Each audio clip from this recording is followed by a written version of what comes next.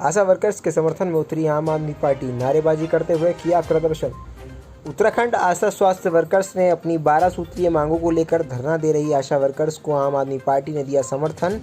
सरकार के खिलाफ नारेबाजी करते हुए प्रदर्शन भी किया गया। धरना दे रही आशाओं का कहना है कि कोरोना महामारी के समय में भी उन्होंने बड़ी मशक्कत के साथ सेवाएं दी और उनकी लंबित मांगों को लेकर समय के बाद भी सरकार के द्वारा नहीं माना गया। उन्होंने 12 सूत्रीय मांगों के तहत आशा वर्करों को सरकारी कर्मचारी का दर्जा और न्यूनतम 21,000 वेतन दिए जाने की मांग की।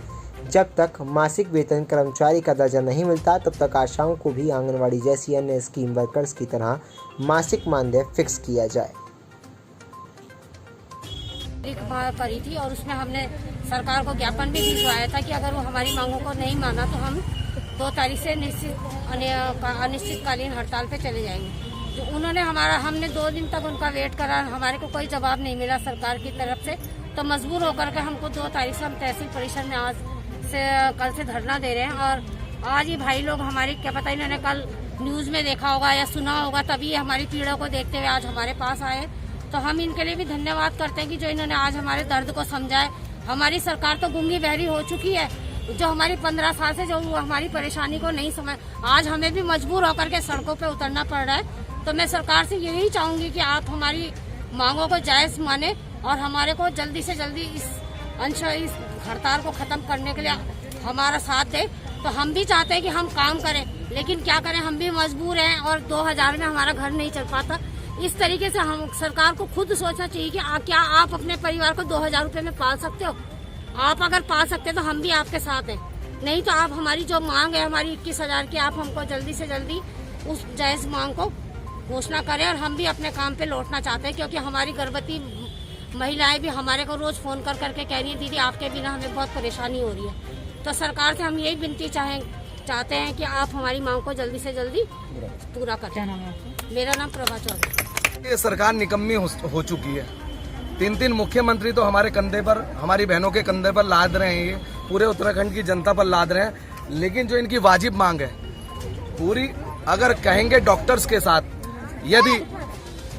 साथ यदि कोविड को रोकने का किसी ने प्रथम पंक्ति में काम किया है तो ये हमारी बहन है, और इनको केवल 2000 रुपए मानदेय मिलता है। बड़े शर्म की बात है इस सरकार के लिए, वो भी साल में और इनको प्रॉपर ये तनख्वाह की अपने जो मानदेय उसकी मांग करती रहती है।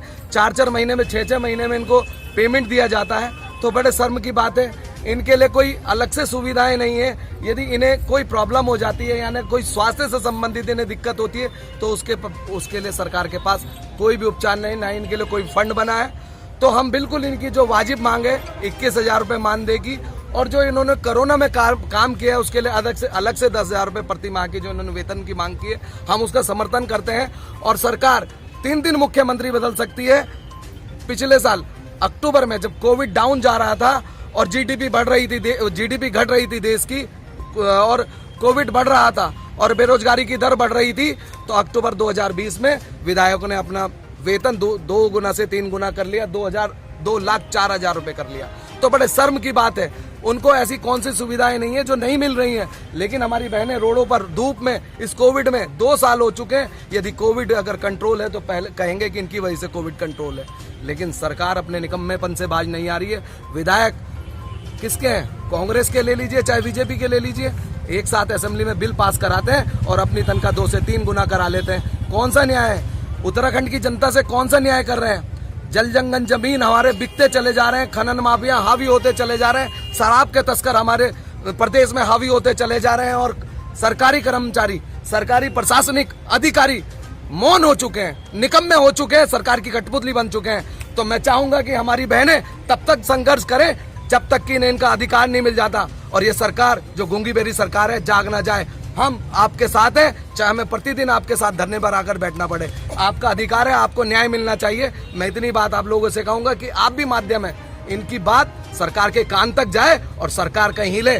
धामी जी कुछ ऐसा तो करो जो हमारी बहनों को न्याय मिले। सरकार ने, भाजपा ने अब कहा है कि हमने युवा मुख्यमंत्री दिया है, लेकिन ये युवा मुख्यमंत्री भी शायद काम नहीं कर रहा है और हमारी बहनों को न्याय नहीं दे रहा है। और जब तक हमारी बहनों को न्याय नहीं मिल जाता, 21,000 रुपये मानदेय नहीं मिल जाता, 10,000 रुपये कोरोना ड्यूटी का मानदेय प्रत्येक माह का नहीं मिल जाता, तब तक हम इन बहनों के साथ हैं और इनकी आवाज हम देहरादून तक पहुंचा के रहेंगे। धामी जी, मैं आपको चेतावनी भी दे रहा हूं और आपसे प्रार्थना भी कर रहा हूं कि इन बहनों का ध्यान रखें। 13,000 बहनें हैं हमारी ये, अगर इनको न्याय नहीं मिला तो शायद 2022 में जनता आपके साथ न्याय नहीं करेगी और आपको इस चीज का नुकसान बिल्कुल भुगतना पड़ेगा।